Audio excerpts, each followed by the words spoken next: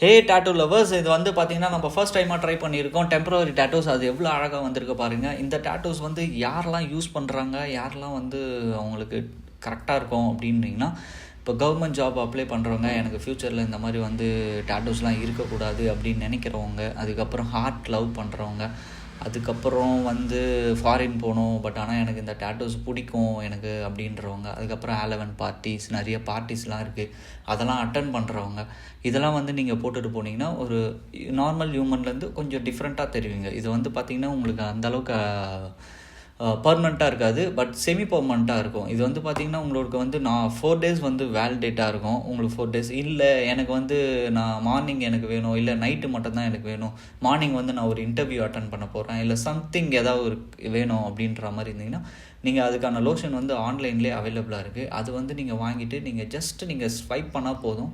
இது வந்து கம்ப்ளீட்டாக